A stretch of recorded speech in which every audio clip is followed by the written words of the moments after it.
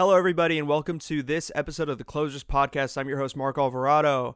Today, I have a very special guest. I always have special guests, but today he's a really special guest because he's from the other side of the fucking world. His name's Jonathan Noack. He's a co-host of Was Gesund Ist, a Swiss-German podcast. Welcome. Thank you, man. Yeah.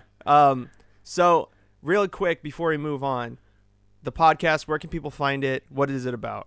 It's called Was Gesund Ist, as you said. It's basically just a friend of mine from Berlin, Germany, and we just meet up every week and talk about what's going on and discuss new music or new funny things we saw on the internet or recipes we try to cook, just like everyday stuff. Nice. So it's just a peering into your friendship, basically. Yeah, basically. The That's idea cool. was that we said, when I came here to Sweden, we said, we want to stay in contact and try to call now and then. And then we thought, we could just do a podcast and record basically what we would talk to each other about. Yeah. That's cool. How's the reception been? Because like you said, it's only been going on since you were in Gothenburg, which is where we met, and we were going to talk about that in a second. But how's the reception been for the podcast? How's the fan base? It's growing like crazy. No, but the reception is astonishingly good. Actually, we like the numbers are not huge, but we get a lot of feedback for the episodes. I think it's the same with your podcast. We like people react to it, or people write, "Oh, I had the same experience or the same memories as you guys," or "Try this, try that," and that's very cool to see people taking part in or listening to the stuff and react to it. It is very cool. And what's interesting too is because you have a background in like radio, right? Like you worked at like a radio station in a college or something, correct? Yeah, I worked for a radio station in Switzerland before I came here. And are you using a lot of the knowledge that you learned there during the production of your show? I learned how to cut audio and how to use these programs, but it's a different thing. It's not like for the podcast, I don't do research on topics, or I don't do interviews with people I don't know or something like that. But it's kind of the same thing. You produce content where people speak about topics. So yeah, that's cool. Yeah, no, it's really cool, and it's funny because my mom she listens to your guys' podcast even though she doesn't know what's happening. But whenever you guys are laughing, she just starts laughing too. So it's just like German. So it's very infectious. You guys are very infectious people. Whatever you guys are feeling, other people feel it too. It's really funny.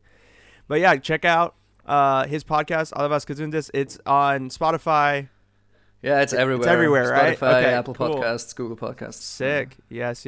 So let's see, because we met, obviously I went on exchange in Sweden in the beginning of the year. He was there as well, and that's where we met. But I believe we met at this little pub or this little like bar called Soho Beer House, right? Soho Beer House, Yeah. True. Yeah. It was really crazy because like I didn't know anybody in the friend group at the time. That was the first time I met most of them, and like Jonathan came late to the bar. Yeah. And like one of our other friends left and he took her place, and I was like, damn, who is this guy? Like he's like talking about his podcast and stuff, and I was just like, this guy probably, if I tell him about my podcast, he'll probably think I'm a scrub or something. Like he'll be like, get out of here. It was so funny because we were talking and you introduced yourself to me, I think, and you said, I'm from the States, I'm Marco, and then somehow the topic was the podcast, and you said, "Oh yeah, I have a podcast too." Like, and I thought, okay, maybe everyone from California has his own podcast. That's maybe just a thing. And then that's hella funny. It was cool. Yeah, it's always funny looking back and like hearing what the first impression of you was. Like, it's just funny. But no, I honestly don't know anybody else who has their own podcast. That's the thing. Like, I've met a couple people over the internet, but I've never met anybody in person who's like, I also have a podcast. We have this schedule. This is like our strategy. This is what we're trying to do. Like, I've never met anybody like that. So it was really cool to connect with somebody like that. Yeah, and I was blown away when I saw that you had like 40 episodes already out there. Oh, really? With a crazy lot of guests. Oh yeah. I was impressed. Would you guys? I still am impressed. Oh, thank you. Yeah, I know. I'm impressed by you guys too. It's really cool just to see how you guys have grown so quickly with your podcast. Are you guys thinking about doing guests too, having guests on it? Yeah, we want to do that definitely. Yeah, and we actually had 2 people. Like already, we asked them, and it was fixed. Because my friend, he's also from Switzerland originally.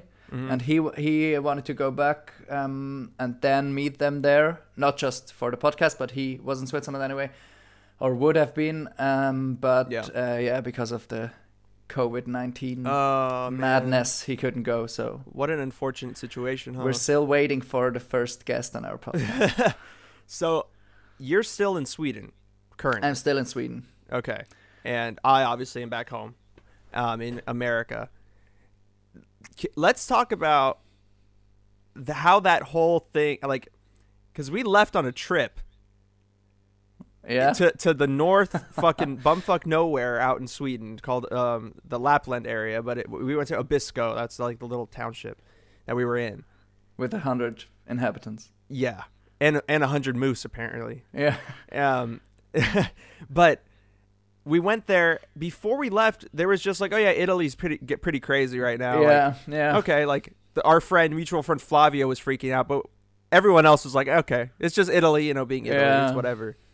But then, in the middle of the trip, everyone started to realize, oh shit, like, it's getting serious. Could you talk about that? Yeah, it was. I had the same impression. Like, we went there and no one thought about it really. It was a topic, we talked about it, but it was not like affecting us in any way. Yeah. And then during this trip, everyone started to check his mobile phones for messages from home, and you saw like every morning I opened Twitter and it was like, oh, this event is cancelled, NBA is cancelled, I don't know, NASCAR is cancelled. Like you just had a list of stuff that got cancelled during 3 days or something like that, and then it escalated really fast. Yeah, it did. The one thing I'll remember like that totally changed my perception, other than me being told I had to come home, was the bus rides. How different our bus ride up to Lapland, because it's a 24-hour bus ride. It's not just like 3 hours and we're there. Like, Sweden is a super big country, super long country, so it took a whole day of straight driving basically to get to this spot. So the drive up there, everyone was so happy and excited. Jonathan was recording stuff on his GoPro. Everyone's going like really pumped. And then the ride back, like a girl broke her leg, like like all this crazy shit happened, and like we had to wait. Like no one knew what was happening. Like everyone, people were crying. Like it was ridiculous. Like and we got like, I think it was on the ride back that. You knew that you're going home. Yeah. And some people from France were also deciding on leaving. The Canadians too. Oh yeah, the Canadians too. So it was kind of everywhere this whole COVID-19. Yeah.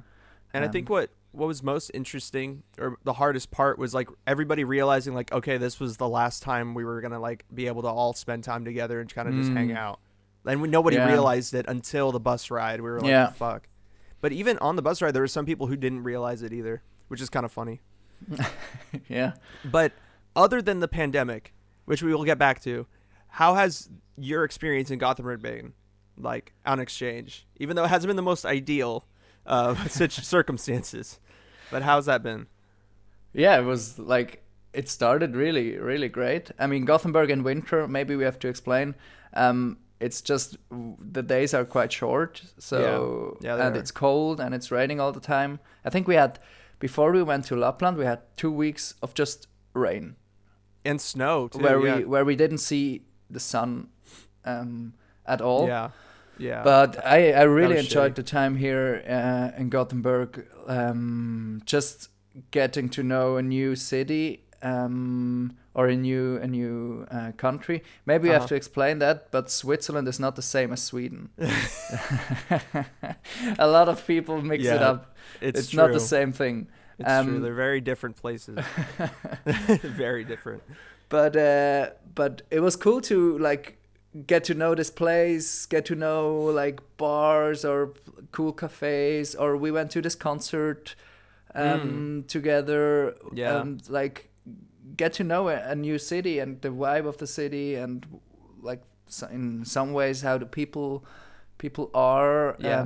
I really enjoyed that, and I really enjoy being close to the sea. I didn't have that before, and and I enjoyed just to be able to get to the water so quickly.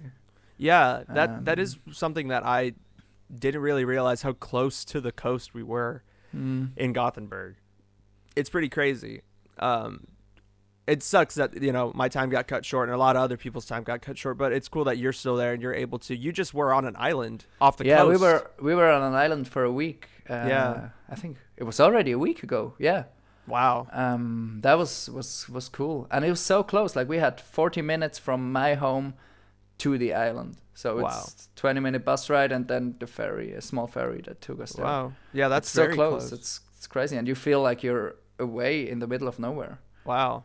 Was it when you're on the island? Was there a lot of people around, or did you kind of like, were you able to walk in one direction and not see anybody for a long time? No, there were some people around. I mean, on this island, the particular one we went, were I think 700 inhabitants and a small shop. So you kind of saw other people, but you could also go for a run. I went for a run once with our friend Max. Yeah, and I think we didn't see anyone. Like for an hour, because it had a second island to it without any houses or just a nature reserve, and we were alone there. That's interesting. But the weather was not that great, so maybe that was part of the reason. Maybe, yeah. That's really cool. I'm really jealous of the fact that you're able to do that and go to a different, like a little island off the coast and stuff. That's really cool. And also to just spend time with all the friends and stuff, be able to just kick it. That's awesome. It looked like you guys had a lot of fun, and we had one of the guys from Lapland who we met, Thomas. He also was there, right? He joined. Yeah, he joined. That was so cool. Yeah, to see him again, and also I on the island I realized that in Lapland I like didn't get to know him that well because we were always so many people together, and there was always something going on. Yeah, and on the island we had so much time, and it was really cool. I feel like that's the one thing I'm going to remember the most about my exchange, is just getting to know so many different people. Not even like the place. Like the places, obviously, I'm gonna remember Lapland and like when we went to Malmo and all that stuff. But like meeting people and getting to know other people and hearing other people's point of views culturally, I feel like that was the coolest part. What do you feel about that? Do you agree, or do you have like a different thing you're gonna take away? No, I totally agree with that. And also, before I came here, my like horizon was Switzerland and Germany, where I'm like, I know what's going on and I read some stuff in the news and stuff. But since I'm here, I realized that Europe is such a small place. Like there are so many people from so many different nations here, and then you have people from the States, from Canada, from Australia, and you realize like how small, or like the differences are not that big. Yeah. So like people from the States are kind of very close to us when it comes to music, when it comes to culture, and that's really interesting to get to know these people and get to talk to them, and kind of feel how close or how far away some places are. No, that's very true. I agree with that too. I mean, before I left, obviously I never even set foot outside of the States. The furthest place I'd ever been was Boston, and that was only for a weekend prior. So it was really cool going to Sweden and meeting so many people. And I realized like kind of like halfway through that a lot of people kind of stuck with people from their own country that they were comfortable with, and they didn't really branch out and like hung out with people from different countries or different cultures. So the fact that our friend group had like a person from Greece, a person from Finland, like 2 people from Switzerland, like 3 German people, like an American, an Italian, like, or actually 2 Italians at a time, like just the different cultures kind of blending together, and everybody realizing cool. Like, oh, like we can all like there's literally nothing weird about this at all. Like it was really cool. How was it for you coming to Europe? Did you like have some kind of a culture shock? Like, did you have the impression that people from Europe are different than people from the States? Or at first I did feel that way. I felt like people in Europe just kind of like saw me and instantly knew, oh, this guy's a fucking American. Like I felt that way, but that's just insecurity. That's not because they really knew or not. It's just all insecurity on my part. But as I got to know people and as I got to know you and everybody else in the group, like our friend group, and even people that were just acquaintances in the beginning of my time, like I realized there's really no difference at all other than just maybe accents.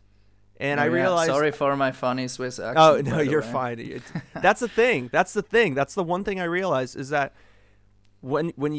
I realized that, like, once I told people, like, oh, I'm American, and they could hear that I speak English very well, like, at that point, a lot of people would tell me, like, oh, I'm so sorry for my accent, or I'm sorry that I'm not really good at English, so I'm sorry. Like, people became self-conscious about themselves when I told them that. So it's like... that put me at ease because I was like, okay, I'm not the only one scared now. Like everybody is kind of scared to interact because they don't want to come off as like dumb, but you just got to have to do it. But like before I left for Europe, I had the impression that like people wouldn't really like me because I was American, but no one really cared like at all, at least for that I know of. So like, it was cool to know that like, cause like over here, everyone's like, be careful in Europe. They don't like They don't like Americans. They won't serve you and stuff. But the only place that I've heard that it's that way, like from the people there, is France. So as long as like I don't go to France, or I have to learn French. I have to learn French before I go to France. But yeah, it was a really cool experience, and I really enjoyed it. I really want to go back. I never wanted to leave. So yeah. What just came to my mind when we spoke about Lapland, like you were the first one I think that knew you would have to go home.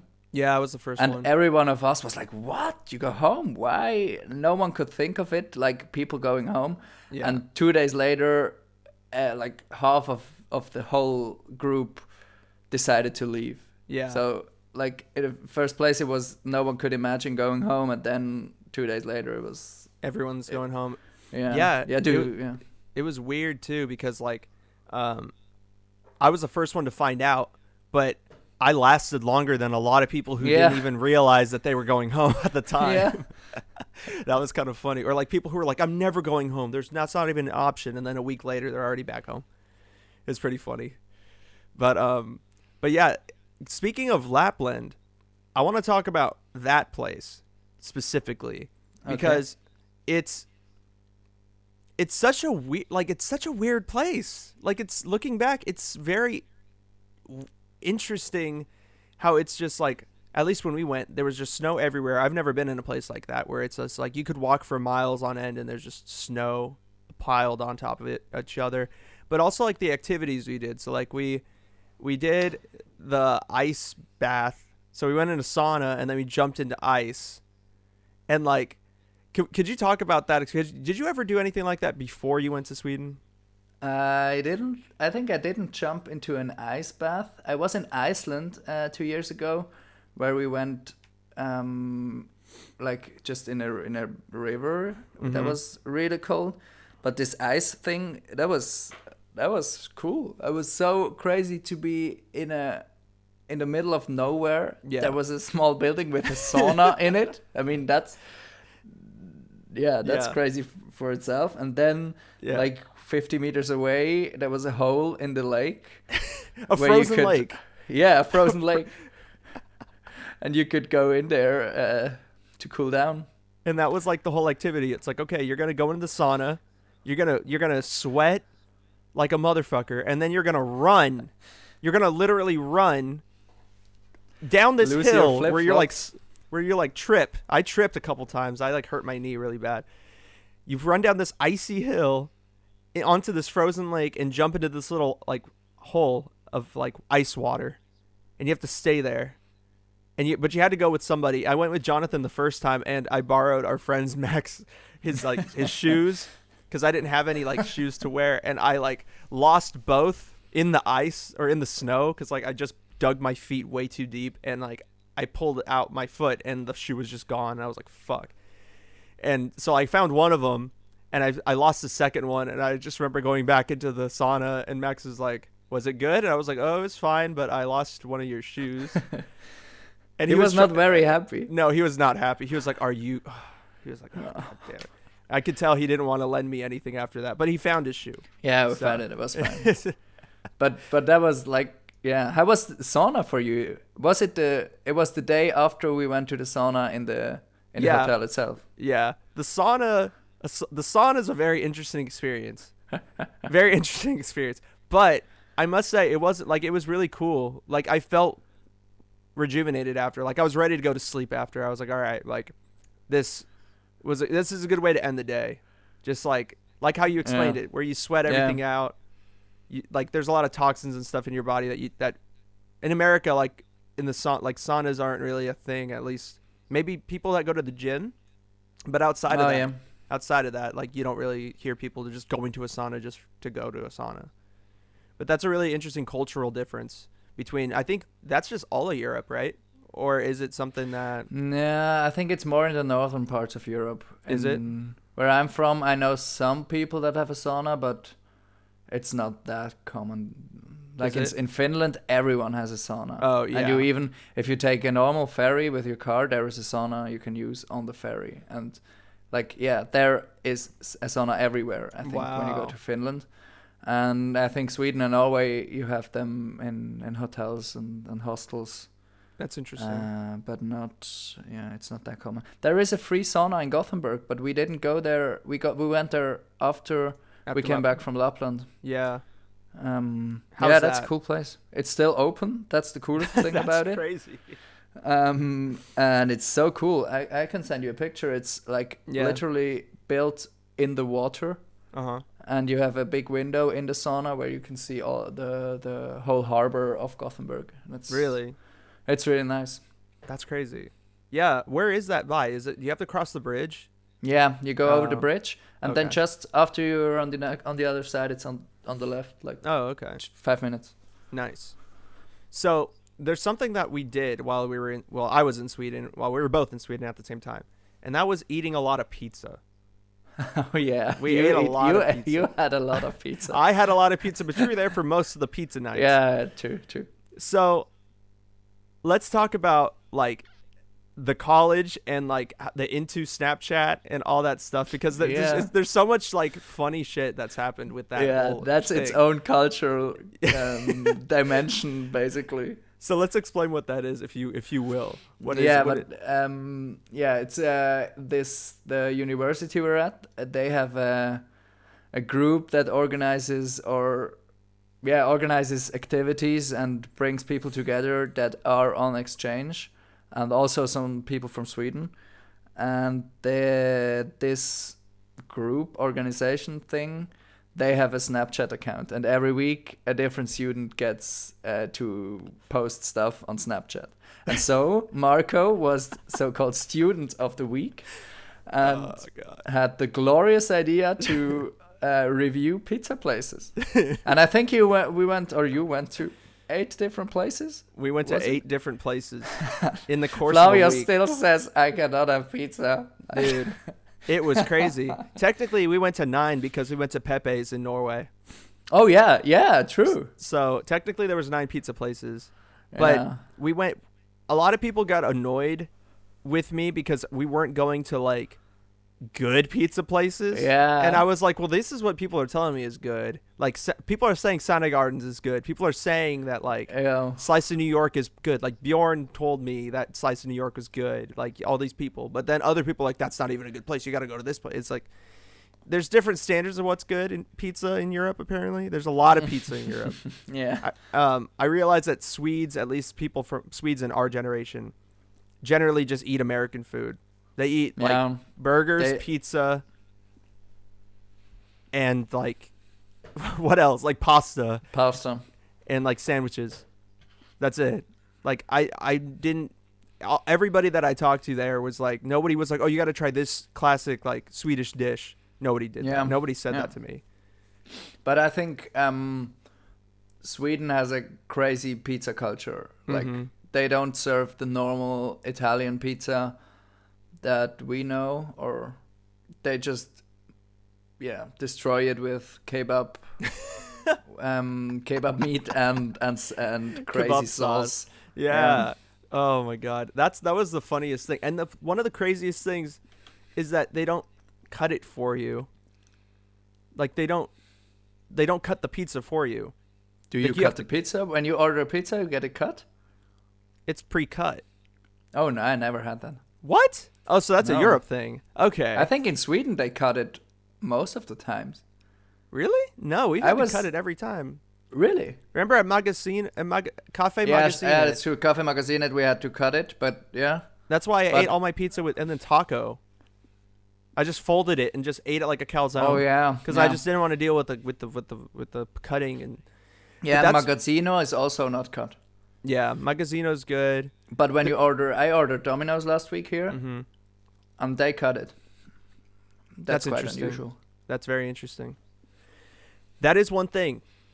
Domino's and Pizza Hut in Sweden are far better over there, dude. You were I remember when you went to Pizza Hut, you were blown away. Dude, Pizza Hut over there is like a full-blown restaurant. Like they'll seat you.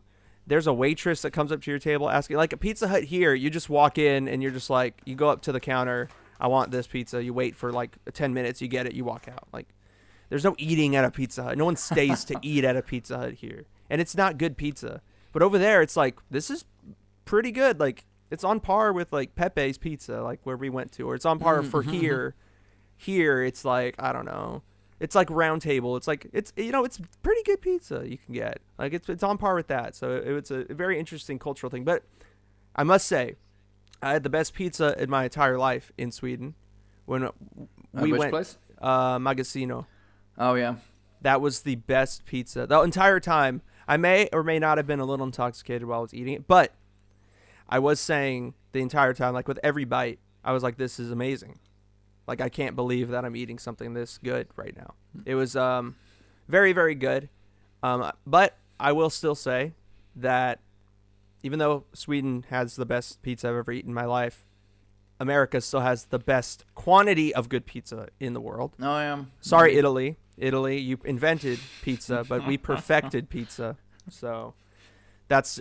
I know Flavio's going to hear that and be a little annoyed. He's going to rant about that for a while. Give him something to think Unbelievable. This is disgusting. about. Disgusting. I love that guy. I cannot love believe. You. I love you, Flavio. Like, as you can say. As they can say. Yeah. But yeah, going back to the Into Snapchat stuff, it was really fun to do that because not only, like, our friend group had the most people in the Into Snapchat. Like, we got the Snapchat for like 4 weeks straight Yeah. because, like, I don't know why. They just kept giving it to people in our group. So we constantly were just on the Snapchat just every week. And I bet people just got, like, used to seeing us on there so often. It was funny because, like, at least during my week, I know it was different because of COVID during your week because I think yours was last week. But, like, Yeah. I'd be going around, like, the events and stuff, and people were like, oh, so how's the pizza going? Like, Oh, cool. people would just ask me about that. So it was really funny. But, yeah, it's funny how, like, we just kept getting it time and time Yeah. again. I think Max was the week after you, or 2 weeks later. 2 weeks later, because there was And that then- girl during Lapland. Oh yeah, and then he did this. Oh look, look who's back! It's Marco, the pizza guy. I know. I made a cameo appearance during his week. It was super funny. Yeah. So what do you think about the culture of Sweden? Like, as people, like, what have you noticed about it that is kind of different from Switzerland? You mean with all the other, like our friend group and the exchange students, or people from Sweden? I mean, like, people from Sweden, like Swedes culturally, like. Yeah. I think they're not that different from us. I mean, I thought I'm gonna meet more people from Sweden. Mm-hmm. Because a lot of Swedes at the university, they didn't really care about us. Yeah. Because they have their own groups, their own friends. And yeah, of course, I get the point why they're not looking to be best friends with exchange students that rotate every half year. But I think what is really interesting about Sweden is that they are quite they're very friendly everywhere you go. Yeah.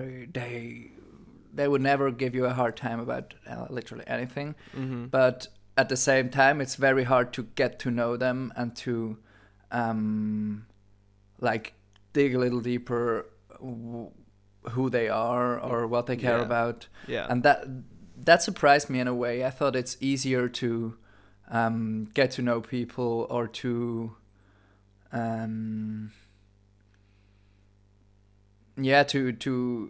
to get their interests and know what they like or what they do. Mm-hmm. I think that's interesting. And at the same time, the Swedish like politics and the society, they're very progressive. Yeah. I mean, you see most of the toilets are gender neutral. Even at the university, even in restaurants, you don't have separate toilets. And culturally, they're very progressive at the same time. Yeah. I do agree with you with that. They're very shy, or not very shy, but they're just more quiet to themselves. Yeah, kind of And reserved in some way. Very reserved, and they are very nice. But as an American, that's very weird to me. Like, yeah, you're kind of the opposite, are you? Kind of. Like, people will be nice to you. They'll be nice to you with their words, but with their tone, with their body language, with their eyes, they'll make it known if they don't like you. Like, it's obvious. Whereas in Sweden, everyone's like very nice. But like there were a couple times. You never know, yeah. Yeah, there were a couple times where like I talked to somebody from a class. They're Swedish. I think like, oh, we're cool. Like, or I'd see somebody at like at a bar who's also a student. We'd meet, talk. I think, okay, like we're cool. Like I see that person around. I say hi, and they just look at me and they keep walking like they don't want.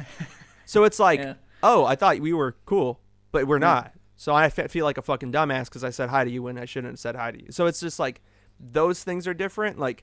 It's harder to read them in every respect, even when they're being nice to you. Like, you don't know if they're, like, 100% real. Whereas, like, here, somebody will be like, hey, buddy, how are you? Just by the tone, you already know, okay, this person's kind of aggressive. Like, I need to maybe stay away from this person. They don't like me for some reason. So it's a little different. But that's at least something I realized while I was over there. I don't know if it's the same in Switzerland, but... Yeah, I think we're quite similar to that. It's Swiss people are very nice and they talk to you and they like to get to know you. But to make friends when you move to Switzerland, I think it's quite hard. Yeah. Or you need to know someone that takes you to a birthday party or that takes you into a group. Then it's quite easy. But if you don't know anyone, it's gonna be maybe hard to like get into groups and people. Yeah. Yeah. It's also intimidating because everyone in Sweden looks like a fucking supermodel walking around. Both guys and girls, dude. They look straight out of the H&M catalog, like GQ shit. I was like, what the... And here I am walking around in just like sweatpants and a beanie. And like everyone's like combed hair, like straight suit, like tapered everything. I'm like, God damn. Like you're just going to class for like an hour and you're just like stepping out looking amazing. Going to a wedding. It's crazy. But I don't know if that's how it is in Switzerland too. Like, are people always dressed up? That's just how. Sweden. But in general, I think you see. I think you see people in sweatpants in Switzerland, but most of the people kind of dress up when they go outside. But not. I think it's more in Sweden actually. Is it? And there are not that many people with blonde hair in Switzerland. I think that's a Swedish thing. The blonde hair. Yeah. Yeah. That is true. Everyone's blonde and blue-eyed, and it's really interesting. It's really, yeah. But yeah, dude, everyone just looks like super professional all the time. I was like, man, I feel like I don't even belong here. Like just walking around by myself, I'm like, am I in the right college? Like, but maybe that was a thing at our college, like because it's the business part of the college. True. Yeah, it's a business maybe that's school. Different when you go to the technical or science or like the art. Yeah. That is true. I didn't realize. I don't know if the engineers are all also dressing up like that. Yeah, maybe. I don't know. I only went to like the humanities library Oh, you were there? a couple times Yeah. with two of our friends, and like everyone was dressed like pretty much the same as like the business, maybe a little less. Okay. But Yeah.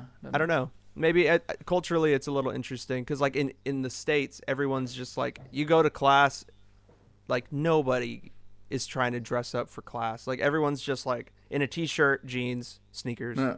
hat. Yeah, the maybe. same. I think that's in Switzerland when you go to the university, no one cares how you dress. Yeah. I mean, it's different when you work somewhere and have people around you or customers. But to go to university, you see a lot of people in sweatpants, actually. Yeah.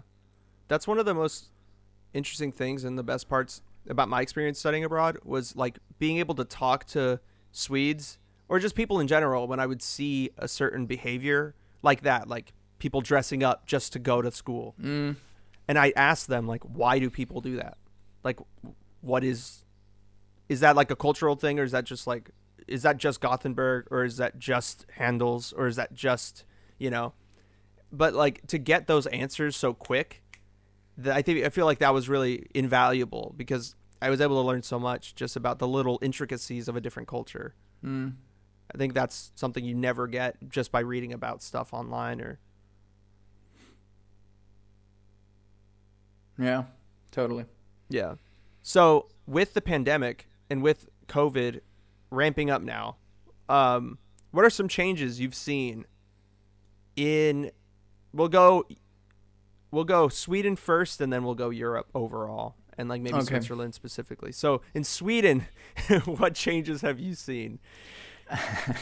I mean, Sweden is taking like a low-key approach to this whole Corona thing. Yeah.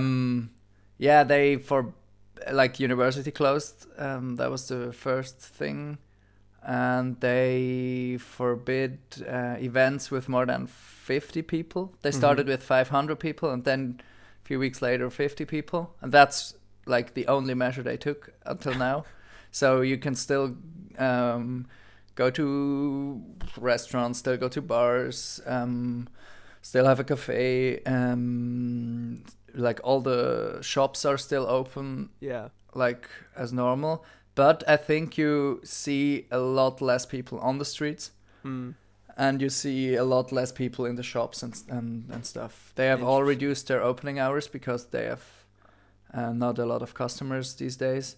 So I think you realize, or people from Sweden, they are being more careful themselves. It's not like they have to do it because it's a rule they have to follow, but you see a lot of people trying to have distance, not being close to each other.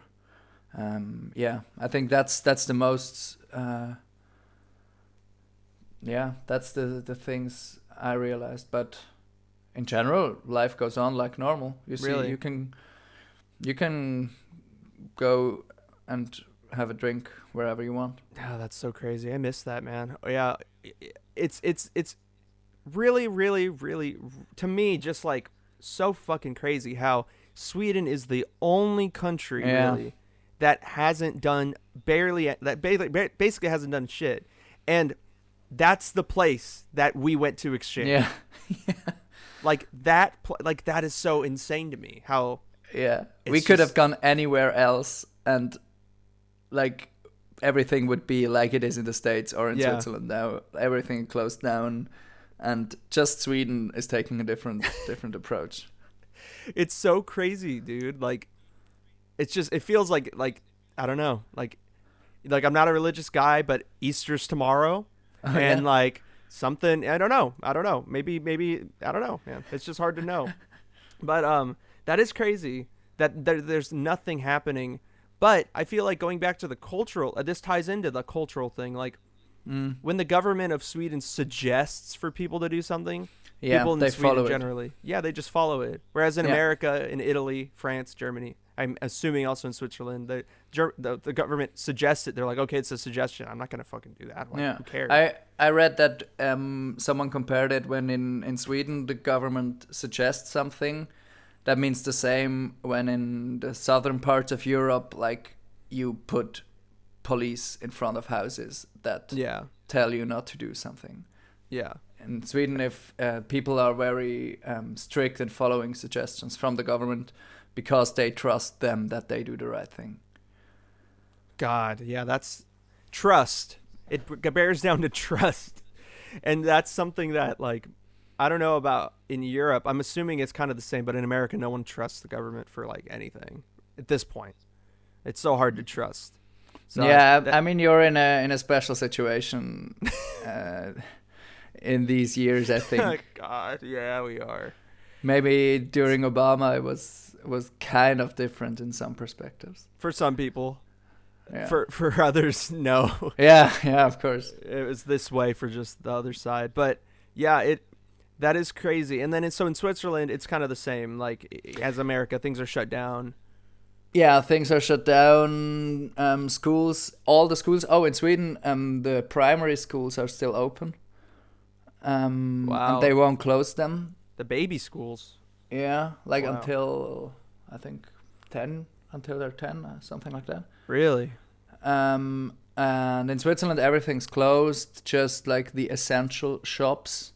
Grocery stores and pharmacies are open. Wow. And people work from home if it's possible. So it's like similar to the States, I think. That's crazy. Yeah. But that's another interesting thing about Sweden. They said they won't close the schools here because one reason for that is that in Sweden, in most of the families, both parents are working. So if you close the schools, you also like close part of the economy. People cannot go to work anymore or cannot work from home either. And I think that's different in most parts of Europe and also the States. Like oftentimes you have one parent just working part-time or being at home for the kids. And that's different in Sweden apparently. And a lot of places in America at least have like transitioned to doing things online. Like school is now online for like most universities. And in Europe and in Sweden and here too. Whereas like a lot of people who don't have non-essential jobs, they can transfer their work to online. So so that's allowed for a lot of people to like take care of their kids during this time. Whereas like maybe in Sweden, they're more reluctant to do that for other reasons. I don't know those reasons. But I heard that a lot of people are working from home now. Like really? All because the government suggested that people should work from home if they can. A lot of people do it. Yeah.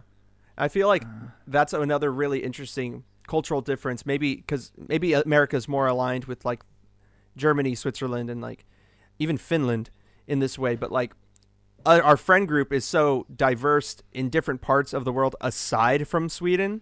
Like we don't have people, we don't hang out with people from Sweden a lot, or at least we didn't. And so when this whole thing was popping off, everyone was like, what's going to happen? Is the government going to do anything? Why is Sweden not doing anything? Yeah, Sweden's not doing anything. Like, we need to know. Like, we were, like, clamoring for, like, the law to just come down and be like, this is what's happening. But everyone in Sweden's just like, they already said, like, you know, they're suggesting for people to stay home. And we're like, no, we need, like, definitive answers. There are so many messages in our group, like, when are they freaking taking measures? Yeah, exactly. Why aren't they doing anything? Yeah, but the interesting thing is, like, the numbers, they are like not the best in Sweden, but they're also like looking okay. Like they're not America. Their healthcare system is their healthcare system is still able to handle it. The numbers are not exploding at this moment, so it's interesting that it's not like we all thought it's gonna end like in Italy where like everything explodes and they lose control of everything, but instead, I just got an email today from my gym. People should come to the gym. They will not survive if people stop coming there. Wow. So, they are literally like begging people to come. That's insane. That's so crazy. Yeah, that is true. Like, so many businesses are being affected during this time. But what's interesting is, like, at least in the States, they're like giving like 0 interest loans to like small businesses so they can keep running even though they're not closed, even though they're closed and stuff like that. You would think like in Sweden they would do the same even though they're just suggesting certain things. I think they do. I think you can. They have 40 billion or something like that euros they're giving away. Oh, okay. So that's something. Good. Yeah. But yeah, I don't know. Yeah. Sweden's a very interesting place, very interesting spot. If anybody wants to go visit Sweden, I never went to Stockholm, so I can't really talk about that. But Gothenburg is a very, very awesome place. Especially if you're a little younger. There's a lot of bars, a lot of nightlife. There's a lot of things to do. But what was weird is there's not much of a music scene, I realized. Like, there's Pustervik, but other than that, there's really nothing. Maybe in summer there's more. I think also, like, the last 2 weeks, sorry, Marco, the city, like, transformed in some ways that because it got a bit warmer and then more sun. You saw a lot more, like, the trees are getting green and or there are these cherry blossoms, and it's looking different. And I can imagine that in summer there are more concerts going on, people are going out more. Maybe there is more going on during summer months, and in winter it's just cold and dark and people stay at home. I don't know. Maybe. Yeah, of course, when I leave, that's when things become more bright and happy and cheery. That's the story of my life. But, but yeah, could you see yourself living in Sweden after this experience? Ooh, that's a good question. I mean, they have the cheese cutters that you like. Oh, so. The cheese slicer. The cheese slicer, yeah. Yeah, that's a funny thing. I think I could imagine myself living here and, like, getting along in some ways. But at the same time, I mean, why? If there is an opportunity here that I cannot get anywhere else, maybe, but I don't know. I'm not sure how long it takes until you feel like this is your home. Can imagine that it's quite hard to adjust. Yeah, that makes sense. Like, it's a different thing to be here for half a year or even a year and know that you're gonna go back, or to come here and start your life here. That's true. What do you think about living in Sweden? I feel like I could do it, but I just wouldn't have my eyes set on being there permanently. I feel like I could, maybe if I get a job there or something, I could live there for maybe like a year and a half, maybe 2 years, and then try to move on to something else professionally, to where I'd be in this place, maybe back in California or in a different country that is a little bit more moderate when it comes to their weather. Because the cold's cool. I mean, I got used to the cold a lot. I mean, I just sent a Snapchat to you guys yesterday, saying like, dude, it's only like 26 degrees Celsius here, but I'm dying. Like, I'm sweating so much. You got used to Celsius. Yeah, I'm trying to convert stuff for you guys. I don't want to be that fucking asshole that's like, 75 Fahrenheit, and then everyone else is like, I don't know what that means. So, but yeah, so I got used to it, but I feel like I would be able to maybe live there for a time, especially if, like, I already had friends established there, which I kind of do. It depends on where specifically I live in Sweden, but I feel like I could do it. I don't want to become like the dog sled guy that we had in Abisko, where he went there for a girl, and he just ended up staying there. And but he ended up in the northern part of Sweden. Yeah, and like random the cuts of fucking Sweden. Yeah, I don't want to be that guy. But if I have a plan to get in and get out, then but not just indefinitely stay there.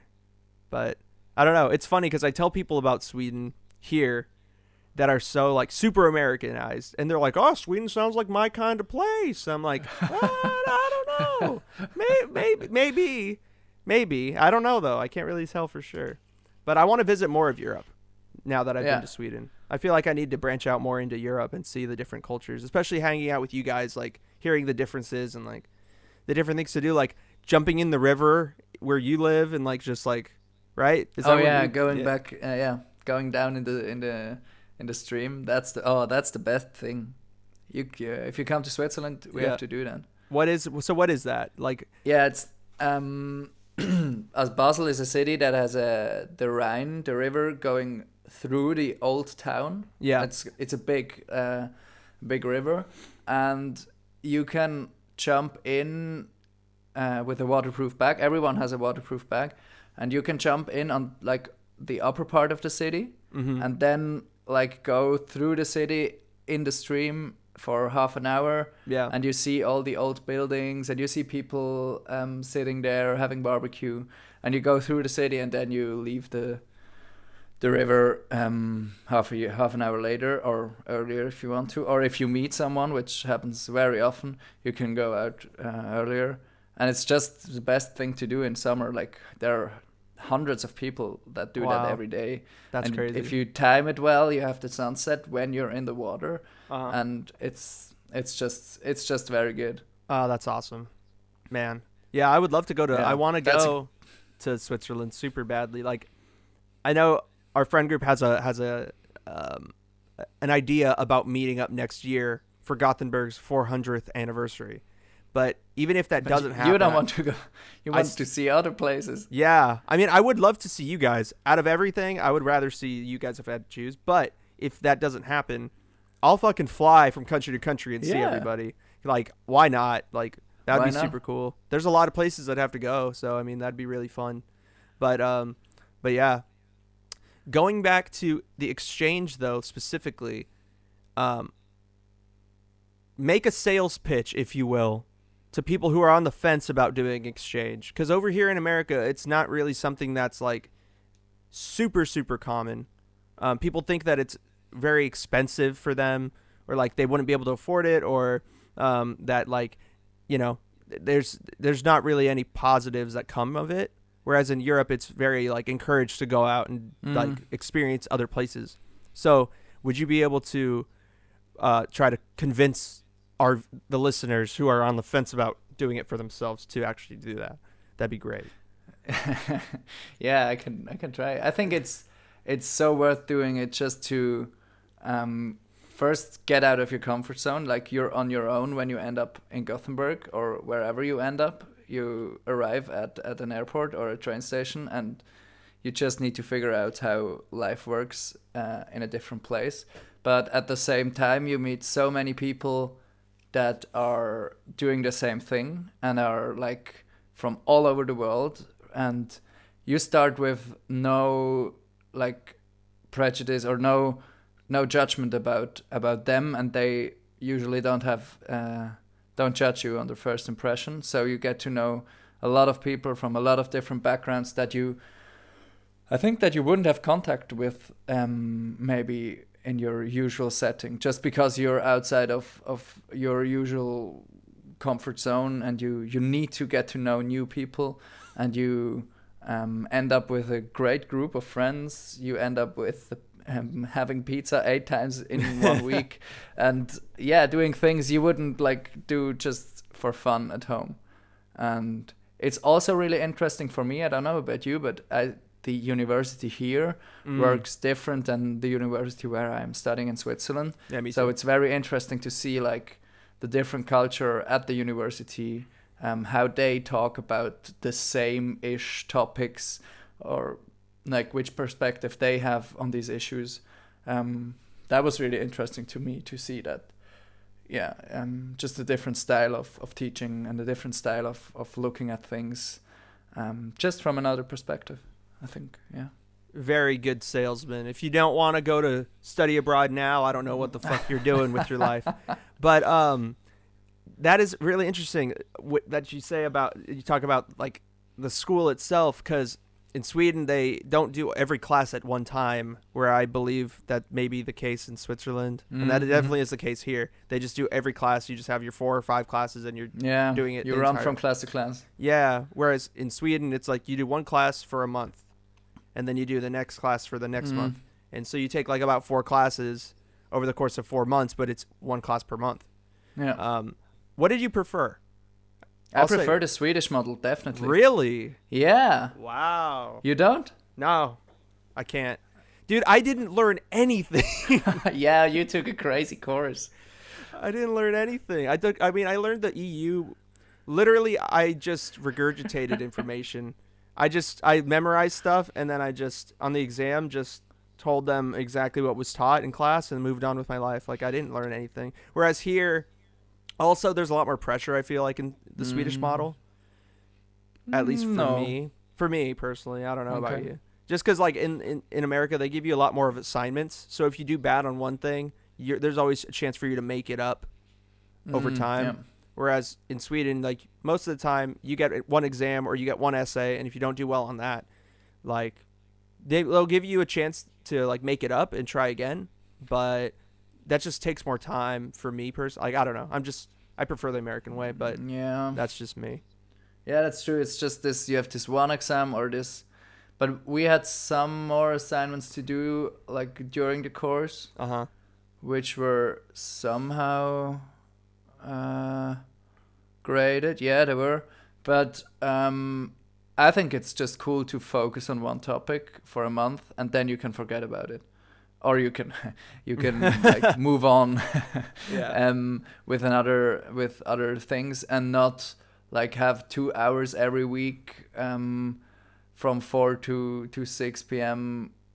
when you are tired, and then for the exam you have to read through all of the stuff you learned 4 months ago and don't remember. That's true. I like that it's like just 1 month and then it's done and you have a different course. That's true. I mean, there are positives. If the course is boring, you're screwed. And one cool thing about the Swedish model is, like, you do have more time for yourself during that month.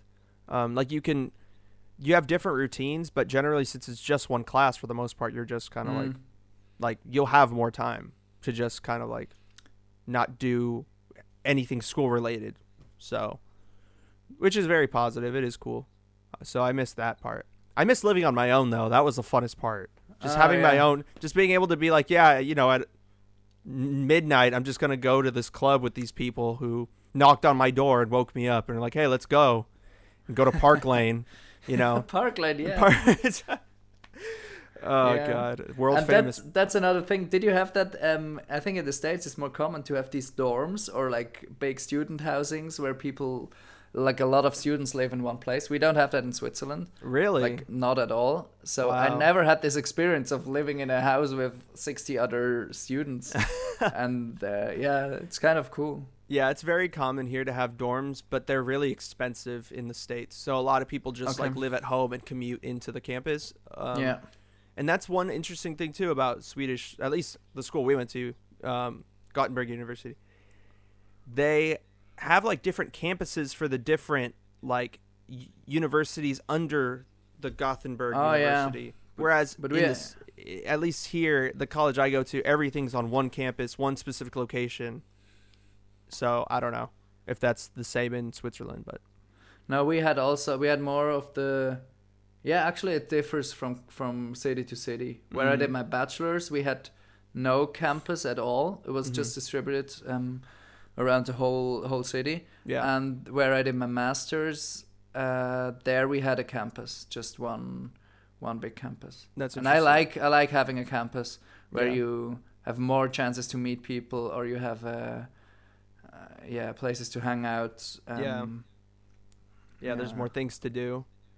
And Handels is not a really cozy place. It's like in the middle of the city. It's construction going on everywhere. You don't go there. Yeah, I think you don't right go next there door. Yeah. The building is down now. You don't see anything of that. Building. Oh, it's completely torn down. They were so fast. Yeah, it took them like 2 weeks to tear down this building. God, I remember when they first like started tearing down that building. So at our business building, toward the right of it, if you're standing outside of the building, there was this other older building that they were renovating, but they decided to just tear it down. And nobody knew, at least none of the exchange students knew that construction was going to happen at all. So like I had a class and I walked outside and I just hear this giant crash And I was like, what the fuck is going on? And I look, and the building just has a giant, like, claw in it from the fucking bulldozer. And I was like, oh, okay. Like, I didn't know what was happening. And then everyone's just walking around like normal, and I was like, God damn. They're just so used to construction there. I don't know. Yeah. But the cool thing is the location of the campus is, like, right next to the Haga, which is really awesome. Yeah, that's cool. So it makes it easy to go get. The location is very good. Fika, though. We haven't talked about Fika at all. Oh, let's talk about Fika. Yeah, before we go, we definitely have to mention Fika. So, what is Fika, Jonathan? Fika is just having a coffee, eating these kanelbulle, these cinnamon rolls, and just hang out at a coffee place.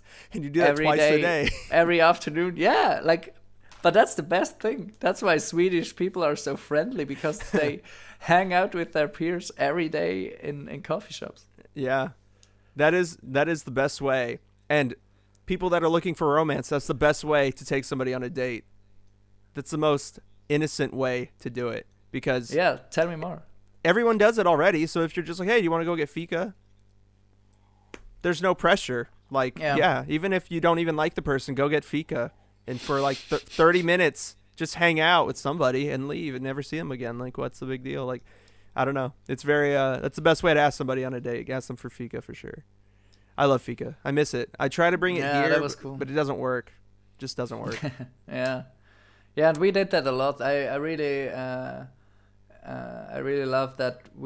I think we did that every week, twice or two times, 3 times, where we just met after university in a nice cafe, and just be there, have something to eat, just talk to each other.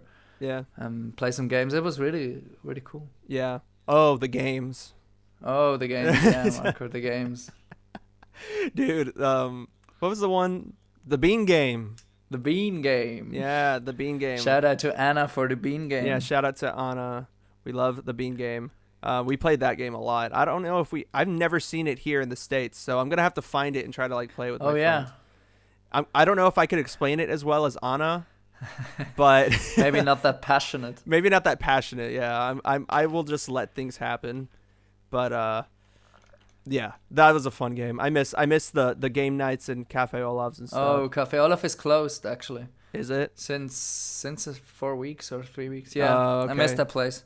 Yeah, that was a good spot. Cafe Olaf's was this little place in this one housing area for a lot of like international students, where they just have free coffee and tea. And like people will just make random food, and there's just all these board games and these places for people to sit, and you just like hang out with your friends, and you don't have to like, it's totally free. You don't even have to live there to just go and hang out. Like if you're a student, you're fine. It was really crazy. They don't have stuff like that in the States. I wish they did. Everything's for money here, and that's one thing that I really am annoyed with now coming back, seeing how businesses in at least in Sweden, I don't know about in Europe, but businesses in Sweden, their end goal is to make enough money. Mm-hmm. To like grow, but in America, every business's goal is to make the most money possible, even if it doesn't help society, or even if it doesn't help like their employees, or as long as they're just making the most money. That's the whole goal. I don't know if that's the same goal as in Sweden, where it's like more just about just making enough money to grow enough. Yeah, I think that's maybe more European. That's just Europe in general. I think it's hard to say. Yeah. But yeah, I think so. Yeah. That's one of the main things I miss, because a lot of, at least when I was taking that EU course, like just hearing that there's an EU innovation policy. What? Like in America, I looked into it. We don't have an innovation policy. What does an innovation policy mean? Innovation policy? Okay, well, shit, fuck. Okay. Now we see if you learned something. Oh, no. Well, I didn't, but the innovation policy is just EU's, like, the EU, like, helps certain, like, countries or regions within those countries and gives them money so they can, like, promote innovation within those countries, and they, like, will give like bonds and like grants to companies that are trying to innovate, and like they try to push for companies to work together instead of compete all the time. Whereas in America, it's constant competition. Like there's some collaboration, but mostly it's just competition between companies. Unless obviously they're like companies that complement one another already. Like Yeah, klar. peanut butter and jelly, obviously, is going to be collaboration there. But like, yeah, in America, the business culture is so much more cutthroat. It's so much more about like getting over on that person before they get over on me. Whereas in Europe, it's like we can work together, to a degree. Like we don't have to always be like at each other's throats. So I miss that a lot. But so maybe I will live in Europe. I don't know. Fuck. Yeah, maybe you end up here. That would be good. Yeah, that would be good. I would love that. Would you ever want to come to America? And yeah, definitely. I don't know if I want to live there, but I will definitely come to the States. You have to come visit first, and then you can course. decide. You might love it. I don't know. You might come here and be like, "This is my place." In-N-Out. I heard about In-N-Out Burger. Oh, I talked about that place a lot. Every week, Marco. Dude, I miss In-N-Out Burger. Dude, I just want it. Oh my god, bro. I told you guys that I probably was annoying. But like I told you guys so many times that I was just like, I wish I could just snap my fingers and have In-N-Out for you guys so you guys can try it. Yeah, we want to try it now. Oh, dude, it's so good. We still talk about it, even if you're gone. But hey, Max Burgers is good enough for now. Yeah, we discovered a new burger place today. That was quite good. Oh, the Bastard Burger? Yeah. Nice. Yeah, I heard about that place before I left. I wanted to try it, but oh well. I'll go back one day. I'll conquer the rest of Gothenburg. The money team will rise again. But anyways, man, I think we're at about that time. Is there anything else you want to say before we get on out? No, thank you for having me. It was really cool. It was also really cool to just see you again for an hour. Talk to you. No, it was awesome to talk. So many memories we had during these 6-8 weeks. Dude, yeah. The moose. We didn't talk about the moose. Oh, we didn't talk about the moose. We met a moose together in Lapland. Okay, so this is what we'll do. This is what we'll do. We'll talk about the moose. That just means you're going to have to come back on. Oh, no. I guess you're going to have to come back on. The moose episode. No, but there'll be other developments. I think it'd be cool to get the European perspective on the whole quarantine situation. I know things are going to develop over there. So it'd be really cool to have you on again. Sweden will be really bad in a few weeks. Maybe. I mean, that's what a lot of people over here are predicting because they're not doing anything, but I don't... Yeah, I heard Trump spoke about Sweden just a few times. Because he was like, they're not doing anything, so why do we? And it's like, because Americans are so different from Swedes, that's why we can't do it. You're the president, you're supposed to know these things. But anyways. But I guess you just have to come back on. I hope you will be able to soon. And I know that everyone's going to enjoy this episode, and we're just really thankful that you're able to come on. What's your podcast one more time, and where can they find it? What's the Instagram handle? It's Alles Was Gesund Ist. Alles Was Gesund Ist. Yeah. And the Instagram handle is it's just Alles Was Gesund Ist. Just Google it. You will find it everywhere. Everywhere you find your podcasts. Sweet. When's the next episode coming out? Just so for people we just did one 2 days ago, so next Thursday, I think. Next Thursday. Is that usually when they come out, every Thursday? Yeah, we started with Thursdays, but we broke it every other week, so we try to stick with Thursdays now, but cool. We'll see. Sweet. But it's in Swiss German, so yeah. It might be a challenge to understand everything. Yep. But if anybody has any German experience, any German skills, this is a podcast for you. But even if not, my mom listens to it and she doesn't speak German, so you can follow along and just kind of like laugh when they laugh. There's a very enjoyable podcast. Their dialect is very awesome. So anyways, Jonathan, thank you so much for calling in and hanging out with me for an hour. Hopefully we can do this soon, and I miss you guys, and tell everyone I say hi. Thank you very much, Marco. You're deeply missed here. I hope to see you soon. Yeah, I'll see you soon, man. Take it easy.